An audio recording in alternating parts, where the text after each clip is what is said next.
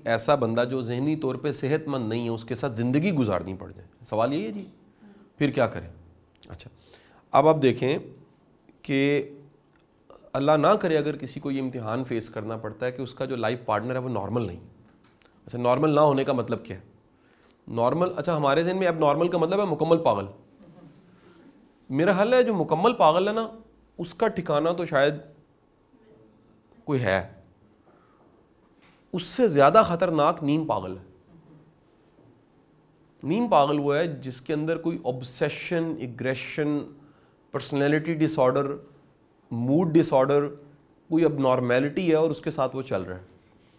اس سے بھی زیادہ خطرناک ایک چیز ہے کہ اس کے اندر کوئی ایسا پرابلم پایا جاتا ہے اور اس کے ساتھ اس کا عہدہ, تعلیم بھی زیادہ ہے, کیونکہ ایگو اتنی زیادہ ہوتی ہے ایسا بندہ ریلائز ہی نہیں کرتا. جب آپ کی ایگو بڑھ جاتی ہے یا عہدہ یا اختیار بڑھ جاتا ہے تو ایسا بندہ ماننے کو تیار نہیں ہوتا کہ میں نے پی ایچ ڈی کی ہے, میں کیسے ہو سکتا ہوں. ہمارا وہ کاؤنسلنگ کا ونگ ہے نا, جسٹس انوار صاحب دیکھتے ہیں, وہ کہتے ہیں سب سے مشکل کام اس کو سمجھانا ہے جو زیادہ پڑھا لکھا ہے. وہ کہتے ہیں جی مینو تسی کہہ رہے ہو میں کاؤنسلنگ کراواں, میں نے تو پی ایچ ڈی کی ہوئی ہے, میں تو گریڈ 18 پہ ہوں, گریڈ 18 یا 17 پہ میں کیسے ہو سکتا ہوں ایسے.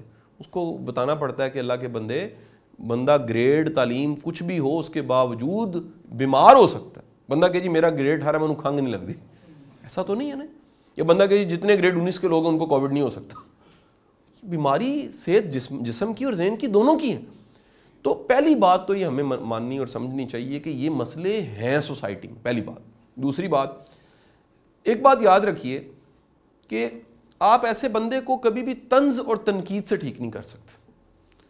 اس کو آپ ہمدردی اور محبت سے ٹھیک کر سکتے ہیں. اس کو آپ بڑے ہی احترام سے سمجھا کے ریلائز کروا کے علاج کی طرف لے کر جائیں. اور ایسے بندے میں سیلف مینجمنٹ کی شدید کمی ہوتی ہے. اسے کہیں سے سیکھے, لرن کرے, ریئلائز کرے کہ اسے کچھ ایسا ضرور ہے جو نہیں سیکھا ہوا. دیکھیں سیلف مینجمنٹ کا مطلب یہ ہے how to live with yourself. یہ جو ویلنس کا کنسیپٹ ہے نا, ویل بینگ کا کنسیپٹ ہے, یہ ہونا بڑا ضروری ہے. کہ کسی میں ویلنس ہے بھی کہ نہیں ہے. کوئی بندہ اگر ٹھیک ہی نہیں ہے, خوش ہی نہیں ہے, اپنے حال پہ خوش نہیں ہے, وہ زندگی کیسے گزار سکتا ہے. آپ اسے قائل کیجئے کہ وہ کسی طرح کیا کرے جی, انڈرسٹینڈ کرے اور اپنی ٹریٹمنٹ کروائے. اور ٹریٹمنٹ اویلیبل ہے, لازمی نہیں دوائی کھانی پڑے. بعض اوقات کوئی تھراپی, کوئی کاؤنسلر, کوئی کوچ تھوڑا سا گائیڈ کرتا ہے اور بندہ اس ٹریپ میں سے